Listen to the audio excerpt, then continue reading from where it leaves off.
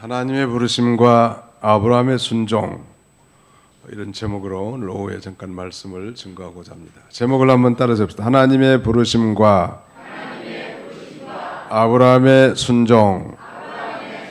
부르심을 두 자로 말하자면 소명이라고 할 수 있겠는데요, 영어로는 calling, 하나님의 calling, 하나님의 이 부르심과 그 부르심에 순종한 아브라함에 대해서 오늘 본문은 기록하고 있습니다.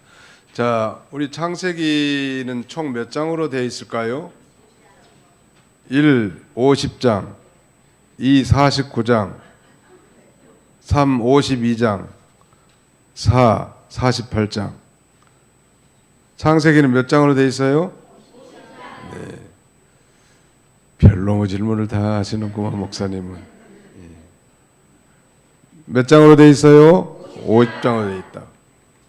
구약 전체이기도 합니다만 이 구약의 역사는 창세기 1장부터 11장까지가 2000년의 역사예요. 몇 천년? 2000년. 그 다음에 창세기 12장부터 나머지 이제 말라기까지가 2000년 전 2000년의 역사예요. 도합 2000년 더하기 2000년은 몇 천년? 4000년의 역사죠. 구약은 4000년의 역사입니다. 그러니까 불과 이 볼륨으로 보면 창세기 1장부터 11장까지 11장에 걸쳐서 역사적으로는 2000년 기록이고, 창세기 12장부터 저기 말라기까지 그게 무려 또 2000년 기록인 거예요. 하나님께서는 창세기 1장부터 11장까지는 인류 전반에 관한 내용을 말씀하고 있습니다.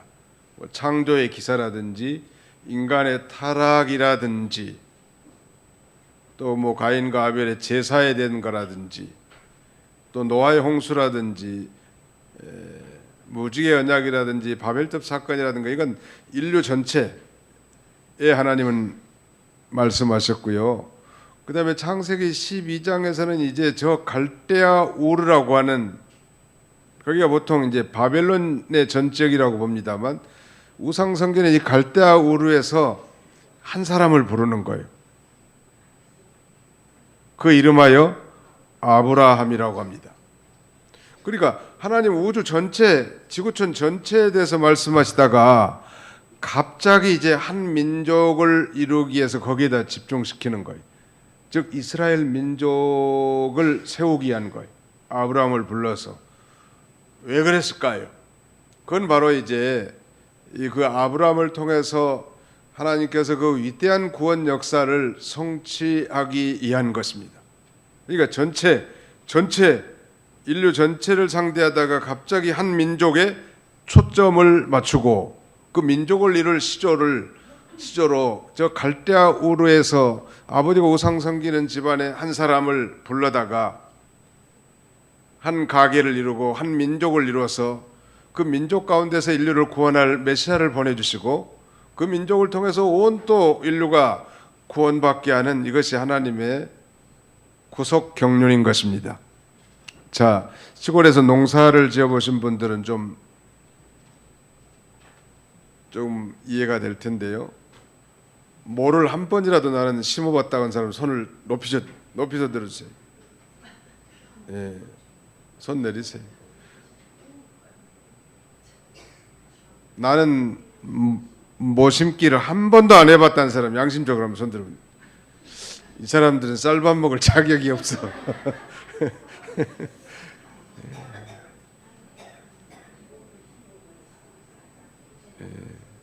서울 사람들은 쌀나무라고 한다고 하더만. 절대 쌀나무가 아니에요. 벼요, 벼.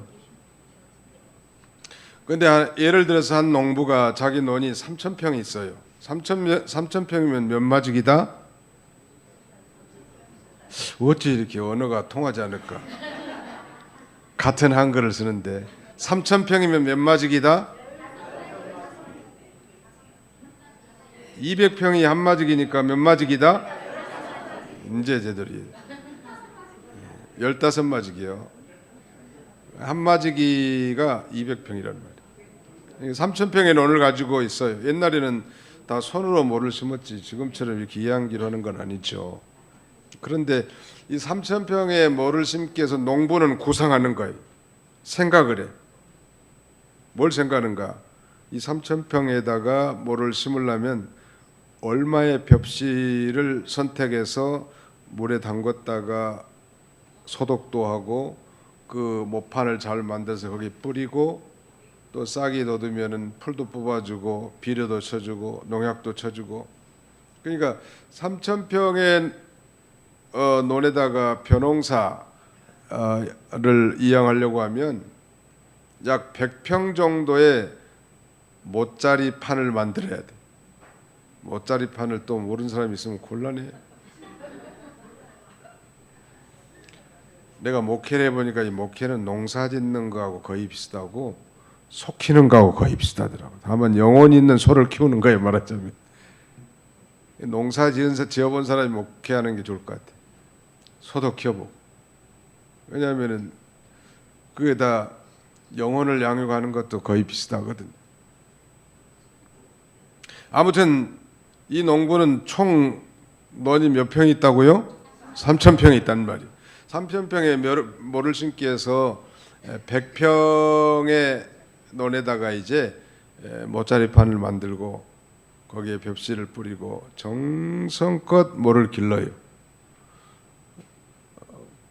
그런데 이 농부는 이 모짜리판이 있을 동안에는 그 모짜리판에만 관심이 있습니다. 나머지 2,900평에는 관심이 없어요.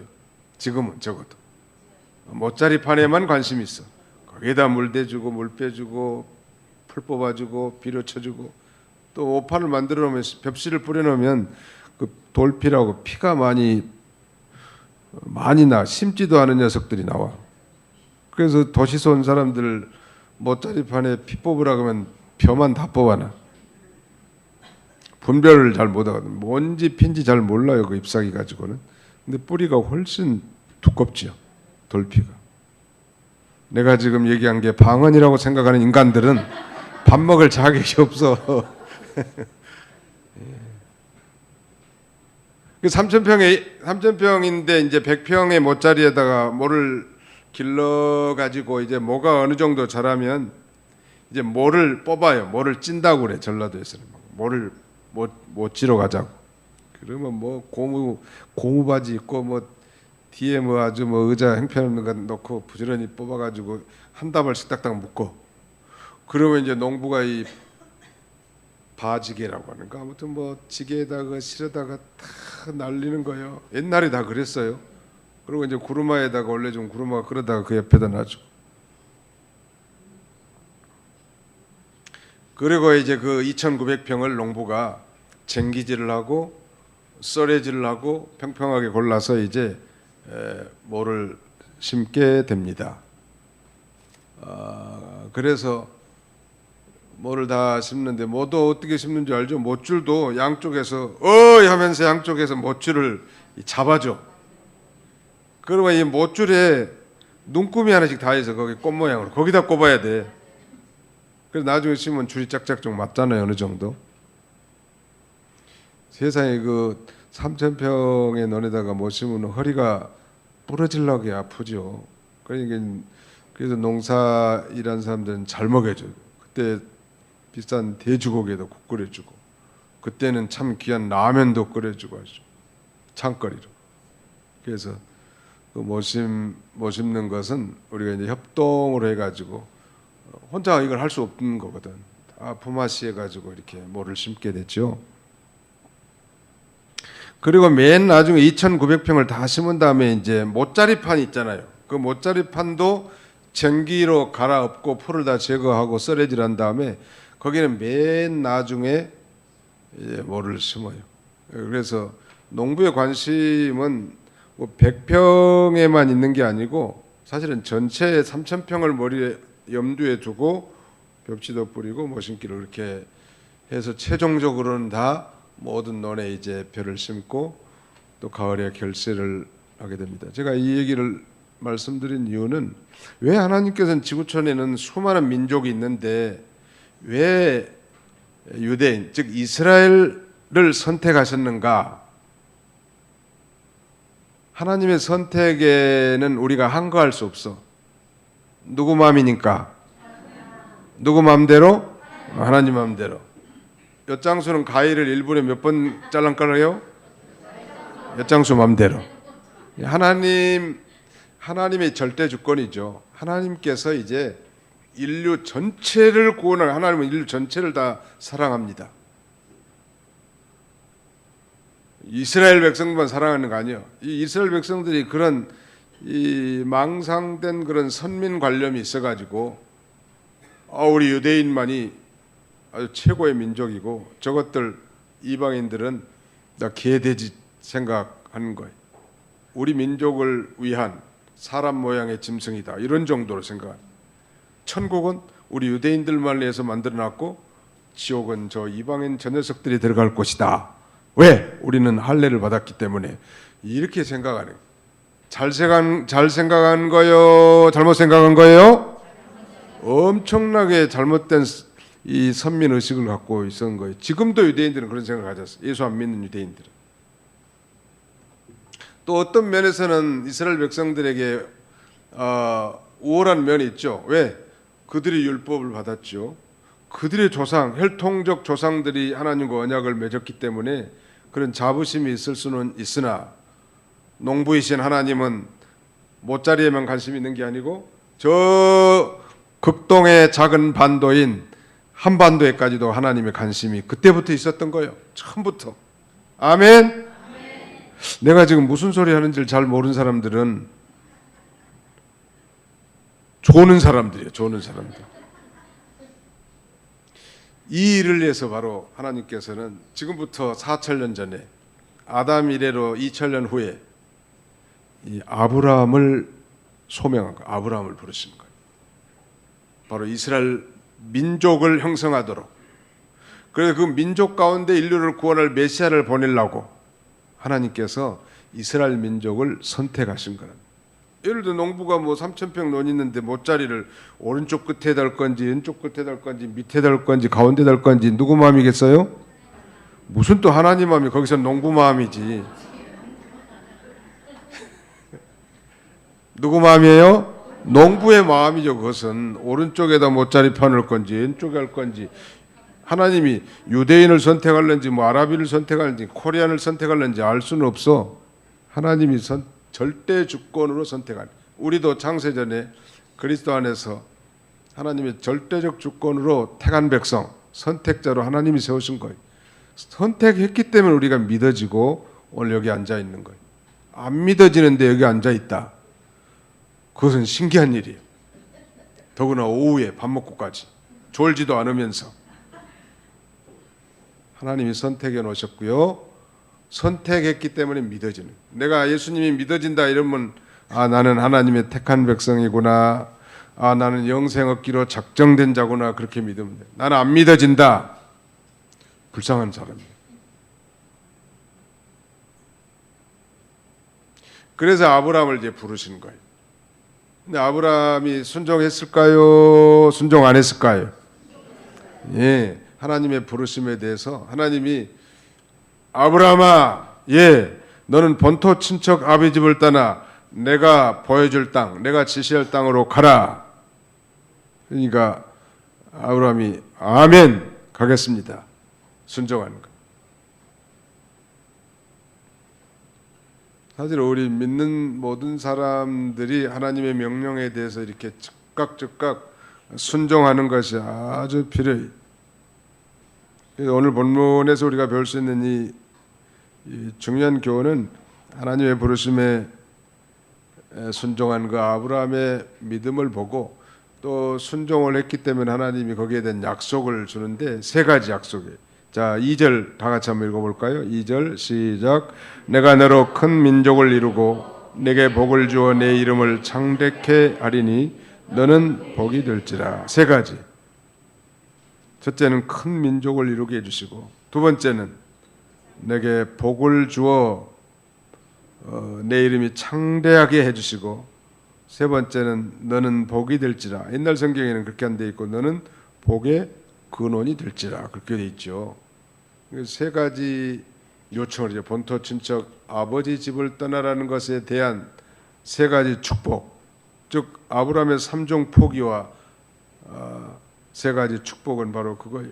큰 민족. 여기는 뭐 great 뭐 nations라고도 할 수 있겠지만은 숫자만 뭐 큰 민족이 아니라 아주 위대한 민족으로 하나님이 세워주시겠다고 했고요.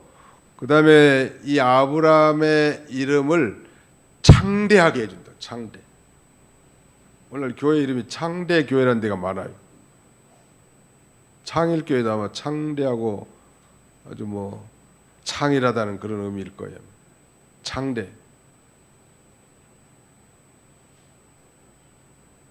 그러니까 아브라함 이름이 얼마나 창대했을까? 아브라함은요, 이 하나님께서 나의 벗 아브라함이라고 할 만큼 아주 하나님의 친구로 인정해줬고 열국의 아비, 또 우리 모든 믿는 자들의 조상 아브라함이 이렇게 순종한 자에게 하나님께서는 이렇게 큰 민족을 이루고 그 이름을 창대하게 해주십니다.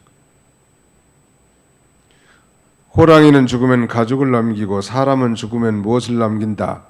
이름을 남긴다 그랬는데, 아무튼 이 신앙적 이름, 제가 이제 목회하면서 먼저 천국 가신 분들이 많이 기억나는데, 특별히 그 천국 가신 분들 중에서도 그 믿음을 쓰신 분들 있잖아요. 특별히 희생하고 헌신하고 하나님의 교회나 나라에 충성한 분들은 잊어버려지지가 않아요. 뭐 잊어버리려고 생각도 안 했지만 잊어버리지가 않더라. 머리가 안 좋은데도 안 잊어버려. 머리가 좋으면 얼마나 더 잘 기억하겠어요. 하나님 나라에 충성하고 희생 봉사한 그런 분들은 참 그 이름이 한날에 가면 더 창성해질 거라, 창대할 거라. 이름은 인격을 가리키기도 하니까 그 인격이 아주 고상한 인격을 갖춘다, 그런 의미도 포함될 수 있을 거예요. 한마디로 이렇게 하나님의 명령에 순종해서 나가면 여러 가지 어려움이 많이 있죠. 저도 이제 뭐 누가 너 최 목사 신학을 해서 목사가 되거라 이런 사람이 없어요. 하나님께서 내 심령을 그렇게 주장해서 무엇이 더 크고 중요하고 가치가 있고 영원한 것인가를 분별하게 만들고 그 한쪽 길로 몰아붙여. 순종해야 될까요? 순종 안 해야 될까요? 순종해야 되는 거예요.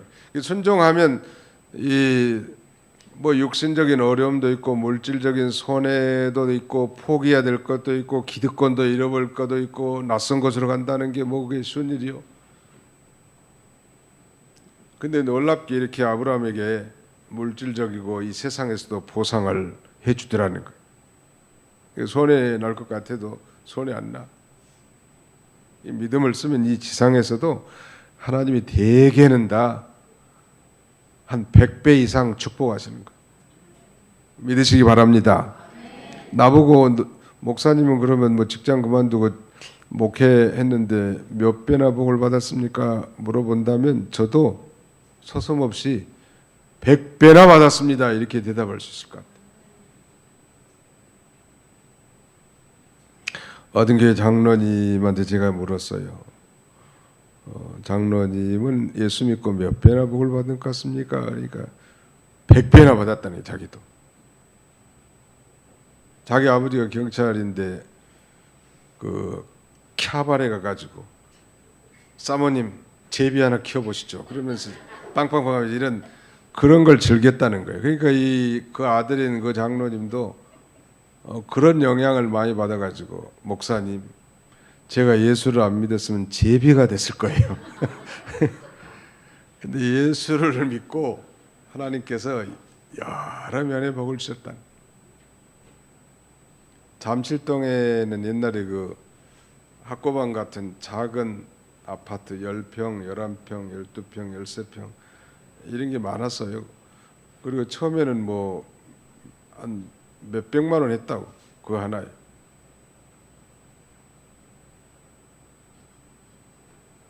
그러다가 좀 이제 뭐 집값이 올라가지고 또 한 뭐 1,000만 원, 2,000만 원 했어. 근데 뭐 그게 지금은 얼마나 하는 거예요? 지금은 우리 집사님도 아시겠지만 한 15억에서 아마 25억 사이 그 정도 될 거예요. 한 100배 이상이지 말하자면 100배 이상. 거기서 그래도 믿음을 잘 지키고 충성한 사람들이 그렇게 좋은 아파트를 분양받아서 신방 가보니까 뭐 집집마다 뭐 왕궁보다 더 낫더만. 얼마나 뭐 잘 지어놨는데.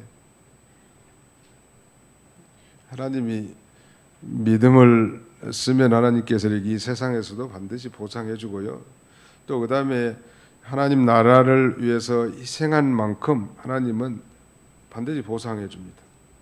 손해나는 거 아니에요.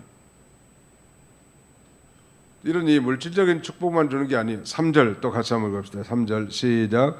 너를 축복하는 자에게 내가 복을 내리고 너를 저주하는 자에게는 내가 저주하리니 땅의 모든 족속이 너로 말미암아 복을 얻을 것이라 하신지라. 축복의 통로로 쓰임받게 되는 거예요.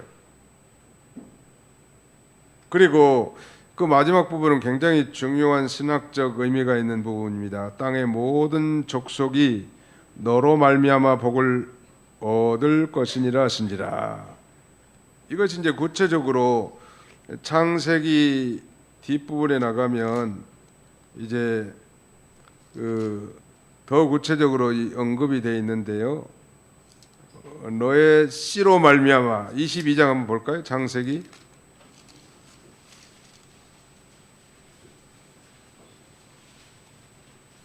22장 18절 같이 한번 읽어봅시다.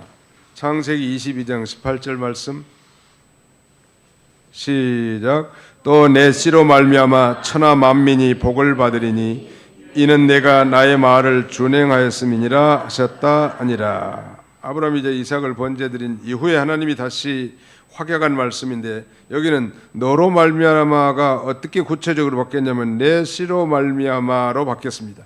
내 씨는 1차적으로 이삭을 가리키겠죠. 그러나 예언적으로는 장차 인류를 죄에서 구원할 메시아, 즉 아브라함의 씨로 말미암아 오신 이 예수님을 가리키는 거예요. 신약 시대에 이제 바울 사도는 갈라디아 교회에 보낸 편지에서 이 씨 스페르마라고 하는 이 히브리 헬라 말을 단수로 보고 그게 바로 예수 그리스도라고 편지하고 있습니다. 그러니까 자, 저도 여러분들도 바로 아브라함의 씨인 예수 그리스도를 믿고 하나님의 자녀들이 됐고 또 믿음으로 말미암아 아브라함의 신앙의 조상의 후예들이 다 되는 거예요. 아브라함 한 사람의 순종으로 말미암아 이 엄청난 영적인 축복이 지금까지도 계속되고 있고 동일하게 오늘도 하나님께서 부르실 때가 있어요. 직분자로도 부르시고 사명으로도 부르시고 그때 믿음으로 순종해 나가면 그 순종으로 인하여 하나님께서는 이 세상에서 보편적으로 다 물질적으로도 다 복을 주시지만 나를 통해서 구원받는 영혼들이 많이 일어나게 되는 거예요. 믿으시기 바랍니다. 그것이 하늘나라까지 연결되고 그 상급은 영원토록 계속되는 거예요. 그러니까 나를 뭐 직분 세워주신 분이 누구예요? 내게 직분을 주신 분이 누구예요? 나를 불러주신 분이 누구예요? 하나님이란 말이에요. 하나님의 부르심인 줄 믿고 그 부르심에 합당하게 우리가 살아갈 때 하나님께서 약속하신 모든 영입관의 축복을 우리에게 누리게 하시는 거예요. 우리는 지난 시간에 인간들이 악해서 하나님께서 홍수 심판하셨지만 다시 인간들이 번성하자 바벨탑을 쌓았다고 했는데 바벨탑을 왜 쌓았는가 거기에 대해서 성경은 말하자면 그 탑을 꼭대기까지 세워가지고 자기 이름을 내고 흩어짐을 면하자고 그렇게 말합니다. 이들 생각 속에는 그야말로 이 교만함과 하나님께 대한 불신앙이 자리 잡고 있었는데 그래서 하나님이 이들을 나 심판의 선을 혼자 박하게 하고 다 흩으셨다고 그랬죠.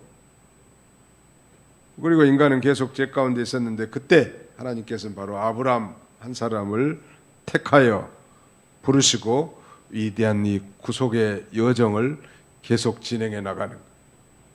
오늘 우리도 아브라함과 같은 마찬가지. 우리가 그동안에 우리 가정이 우상 섬겨왔고 하나님 모르고 인간의 욕심과 자기의 어떤 목표를 추구하기 위한 하나님을 도외시한 그런 인생을 살았지만 하나님이 나를 부르신 거예요. 누구를 통해서 전도를 받았든 그건 그 사람이 나를 부른 게 아니고 하나님이 나를 부르신 거예요. 뭐 되려고 불렀을까? 나를 통해서 그야말로 예수 믿는 사람들이 많게 되게 하려고. 아브라함에게 이런 이제 약속을 창세기 15장에서 다시 한번 말씀드리고 소위 아브라함과 언약을 체결하는데 아브라함 잘 못 믿었어요. 아브라함이 하나님이 뭐라고 말씀하셨는가 하면 내 씨로 말미암아 이제 천하 만민이 복을 받겠다고 했는데 나이가 뭐 99세가 되도록 아들을 못 낳는 거예요. 부인은 몇 살이에요? 89살. 남편은 99살. 근데 그때까지 아이를 못 낳았어요. 그래서 야, 하나님이 자식을 안 줄란가 보다 그렇게 하고 자기 집에서 키운 엘리에셀이라고 하는 늙은 종을 후계자, 상속자로 삼으려고 했는데 하나님이 나타나셔서 아브라함에게 밤에 이 바깥으로 불러가지고 아브라함아, 저 하늘의 별들을 한번 쳐다봐라. 내 씨가 저렇게 하늘의 별과 같이 많아질 거라고. 아니 임신도 안 했는데. 그때 아브라함은 아멘. 하나님 말씀에 대해서 아브라함 무조건 아멘이요. 믿음 좋은 사람들은 되게 아멘 잘해. 믿으시기 바랍니다. 아멘. 그러니까 하나님께서 그 믿음을 보시고 아브라함을 의롭다 인정해 주는 거예요.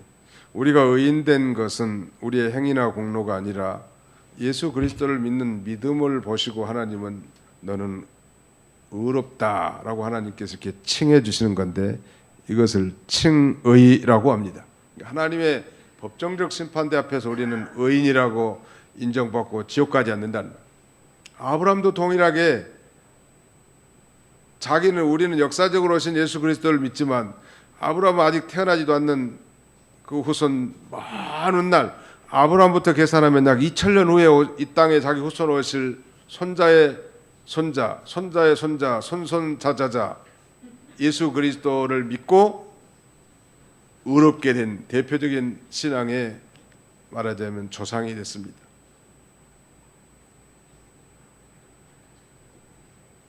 이 죄 많은 시대에 이 갈대아 우르의 한 사람 아브라함을 부르시고 이 위대한 구속의 여정을 계속 진행했고 아브라함의 순종함으로 이렇게 세상적인 거 다 버린 그런 상실에 대한 보상으로 물질적인 축복뿐만 아니라 더욱 중요한 건 축복의 통로로 쓰임을 받게 되고 영적인 복, 장래에는 아브라함의 자손 중 그리스도가 탄생해서 믿는 모든 족속이 영원하고 참된 구원의 축복을 받게 될 것이라는 사실을 이렇게 약속받았단 말. 모든 사람은 다 한 번씩 죽는데 말이죠. 한 번 죽는 것은 정해진 이치지만 그 후에는 심판이 있단 말. 그러나 바로 예수 그리스도를 믿는 자는 저 영원한 지옥 심판에 처해지지 않고 구원받아 영생을 얻게 된 거예요. 바로 이 아브라함이 그 신령한 축복에 참여했고요. 오늘 저와 여러분들에도 그 신령한 축복에 참여하도록 하나님이 부르신 거예요. 그래도 특별한 부르심으로 불러서 하나님께서는 선교사나 목사나 이런 것 풀타임 사역을 하도록 하나님이 인도하시기도 하는데 넓은 의미에서는 우리가 다 부르심을 받은 자고 또 그것도 성령으로 말미암은 효과적인 부르심, 요효한 부르심을 받은 자들이 다 된 건데 그 부르심에 합당하게 살고 그 부르심에 잘 순종해서 삶으로 하나님이 약속하신 모든 축복을 누리는 그런 저와 여러분들이 다 되시기를 주님의 이름으로 축원합니다. 기도합시다. 살아계신 아버지 하나님 감사합니다. 오늘도 하나님께서 거룩한 주일에 사랑하는 권석들을 불러 모아주시고 재난에 처한 우리 성도의 자세가 어떠해야 함을 말씀을 통해서 권고해 주신 아버지 하나님 은혜와 사랑을 감사합니다. 내 이름으로 일컫는 내 백성이 그들의 약한 길에서 떠나 스스로 겸비하고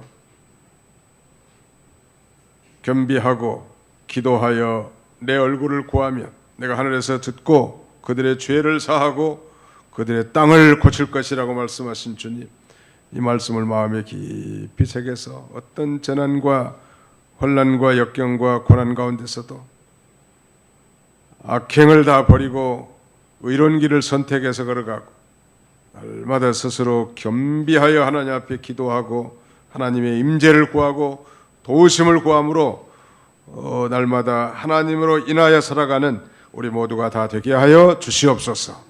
아브라함과 같이 우리도 부름받은 자입니다. 하나님 아버지, 그 부르심의 소망이 무엇인지 날마다 더 깊이 깨달아 갖게 해주시고 부르심에 합당한 삶을 통하여 우리 하나님을 기쁘시게 하고 우리 하나님이 예비하신 이 구원받기로 작정된 영생 얻기로 작정된 자들을 주 앞으로 인도하고 하나님 나라를 확장해 나가는 일에 참여함으로 영원한 상급을 쌓는 우리 모두가 다 되게 하여 주시옵소서. 이제 한 주간 동안 또 세상에 나가서 살게 됩니다. 하나님, 우리의 삶의 터전에 복을 주시고 특별히 몸이 아파 고통 중에 있는 사랑하는 형제들, 가족들이 있사오니 하나님 불쌍히 여겨주시고 우리를 부르신 하나님이 나를 부르신 하나님인 줄 알고 어떤 경우에도 낙심하거나 좌절하거나 포기하지 아니하고 주님을 의지하고 붙들어서 주님이 공급해 주신 그 은혜로 날마다 승리하며 살아갈 수 있는 저희들이 다 되게 해주시기를 원합니다. 이 나라 이 민족이 그야말로 재난에 처한 것이 분명하오니 우리가 듣고 배운 말씀대로 우리가 교회 안에서 하나님의 백성들이 먼저 그 길을 순종하여 이 난국을 타개할 수 있도록 하나님이 축복해 주시옵소서. 예수님의 이름으로 기도하옵나이다. 아멘.